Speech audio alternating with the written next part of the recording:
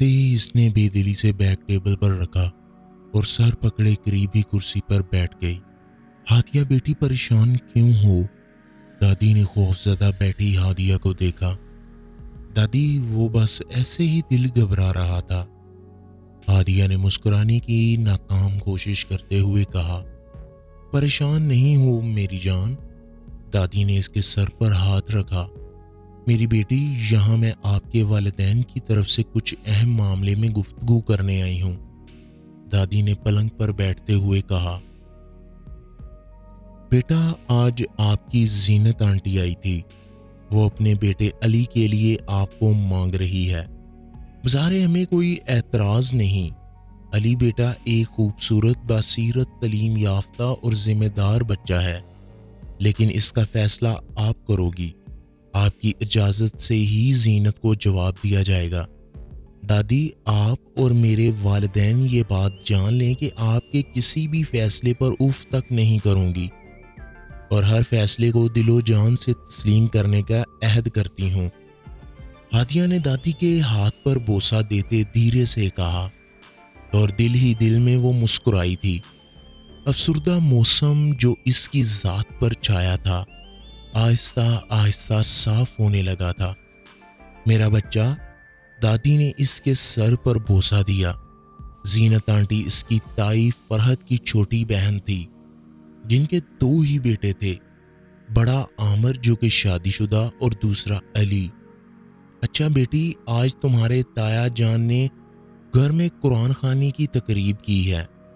جلدی سے تیار ہو جاؤ، ہم نیچے آپ کا انتظار کر رہے ہیں۔ دادی نے کہا تو ہادیہ نے سر ہلایا۔ ایک طرف بڑے کمرے میں سب لوگ قرآن پاک کی تلاوت میں مگن تھے تو دوسرے کمرے میں محفل نعت سجی تھی۔ تایا کی چھوٹی اور ہادیہ کی ہم عمر بیٹی مشال بھی ہادیہ کا ہاتھ کھینچتی محفل نعت والے کمرے میں لے گئی۔ کمرے کا ماحول بہت پرسکون تھا۔ ہادیہ کی چھوٹی مروہ چاچی کی بیٹی آرزو بہت ہی خوبصورت آواز میں نعت رسول صلی اللہ علیہ وآلہ وسلم پڑھ رہی تھی۔ سحر کا وقت تھا، معصوم کلیاں مسکراتی تھی، ہوائیں خیر مقدم کے ترانے گنگناتی تھی۔ ہادیہ بھی سر پہ دوپٹہ اوڑھے نعت رسول صلی اللہ علیہ وآلہ وسلم کو آنکھیں بند کیے غور سے سننے لگی۔ اچانک ہی اسے لگا جیسے کوئی اس کے بالکل قریب آ کر بیٹھ گیا ہو۔ اس نے دھک سے آنکھیں کھولی۔ منظر بدل چکا تھا۔ یہ تایا ابو کے گھر کا کمرہ تو نہیں تھا، یہ تو اندھیرے میں ڈوبا ایک عجیب و غریب کمرہ تھا، جس کے کارنر پر 2 کرسیاں پڑی تھی اور ایک طرف ٹوٹی پھوٹی الماری تھی۔ ہادیہ گھبرا کر اٹھی۔ میں کہاں ہوں؟ یہ کون سی جگہ ہے؟ امی، ابو، دادی، مشال، وہ پاگلوں کی طرح اس بند اندھیرے زدہ کمرے میں چکر کاٹنے لگی اور زور زور سے چیخنے لگی، لیکن بے سدھ اس اندھیرے کمرے میں اس کی آواز سننے کو کوئی بھی موجود نہیں تھا۔ وہ دھیرے سے ڈہ گئی اور اپنے منہ کو ہاتھ میں چھپا کر بلک بلک کر رونے لگی۔ اس نے ہاتھ دھیرے سے چہرے سے ہٹایا۔ منظر ایک بار پھر بدل چکا تھا۔ سامنے ہر ایک کو متوجہ پا کر وہ حیرت سے ارد گرد دیکھنے لگی۔ ہر کوئی حیرت سے کمرے کے درمیان بکھرے بالوں کے ساتھ بیٹھی ہادیہ کو دیکھ رہا تھا۔ دادی، تائی، مروہ چاچی، زینت آنٹی، امی، اشال آپی اور مشال اور باقی سبھی لوگ حیرت و پریشانی سے کمرے میں چیخو پکار کرتے ہادیہ کو دیکھ رہے تھے، جو ابھی کچھ دیر پہلے پاگلوں کی طرح سر پیٹتی کمرے میں ہر چیز اٹھا اٹھا کر پھینک رہی تھی۔ ثروت، تمہاری بیٹی ایسا برتاؤ کیوں کر رہی ہے؟ زینت بیگم نے ہادیہ کی یہ حالت دیکھ کر اس کی امی ثروت سے کہا۔ نہیں پتا کہ ہادیہ نے ایسا کیوں کیا، شاید کوئی مسئلہ ہے، ثروت نے گھبراتے ہوئے لہجے میں کہا۔ کوئی مسئلہ نہیں، بلکہ تمہاری بیٹی پاگل ہے، بیمار ہے۔ اللہ تیرا شکر ہے تو نے وقت سے پہلے اس لڑکی کی حقیقت سے آشنا کر دیا۔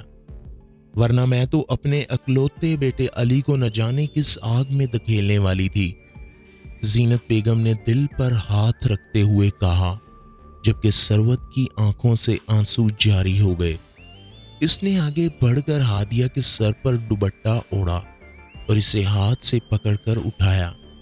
ہادیہ میری جان، تمہیں بخار ہے، ثروت بیگم نے گھبراتے ہوئے لہجے میں کہا اور اس کو ہاتھ سے پکڑے گھر لے آئی۔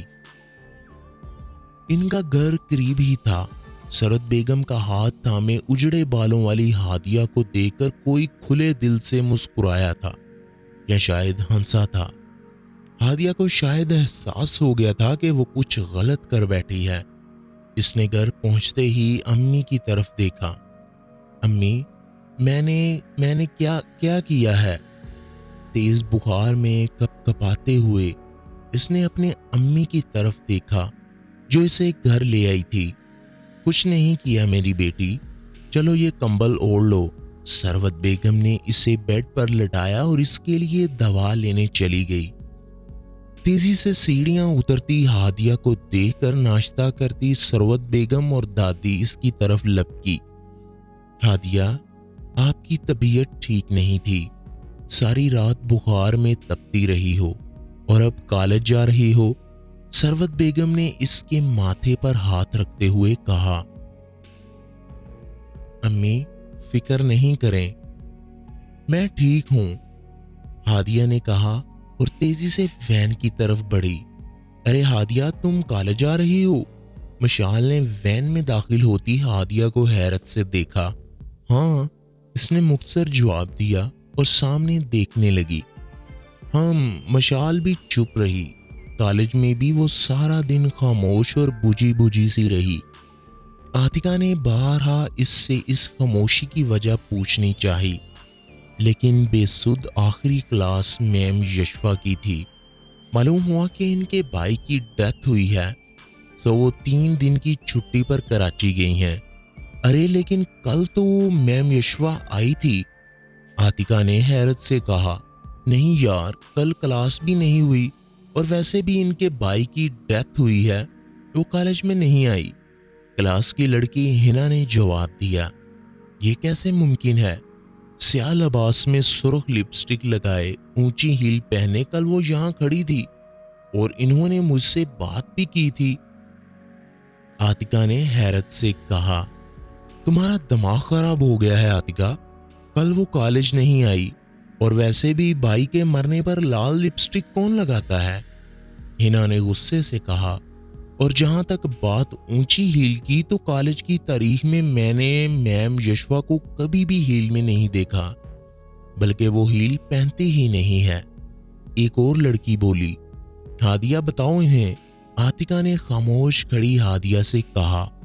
ہادیہ نے نظر اٹھا کر عاتقہ کو دیکھا اور خاموش رہی۔ عاتقہ، ضرور کوئی غلط فہمی ہوئی ہوگی، اٹس اوکے، ہنا کی دوست نے اس کے کندھے پر پیار سے ہاتھ رکھے کہا اور انہیں خدا حافظ کہتی چلی گئی۔ ہادیہ، تمہاری یہ خاموشی میں برداشت نہیں کر سکتی، خدا کے لیے کچھ تو بولو، عاتقہ نے اس کے ہاتھ پکڑے نرمی سے کہا۔ میں نہیں جانتی اس خاموشی کی وجہ، ارد گرد ماحول کہتا ہے کہ خاموش رہو، ہادیہ نے آہستگی سے جواب دیا۔ میتھ کی کلاس نہیں ہو رہی، چلو پھر چلتے ہیں گھر، وین بھی آنے والی ہے۔ عاتقہ نے اس کا ہاتھ پکڑا اور دونوں نے مین گیٹ کی طرف قدم بڑھا دیے۔ تھوڑی ہی دیر میں مشال بھی اپنی لاسٹ کلاس لے کر ان سے آ ملی۔ مشال، تم ہی بتاؤ یہ آج اس قدر افسردہ کیوں ہے؟ عاتقہ نے مشال سے پوچھا۔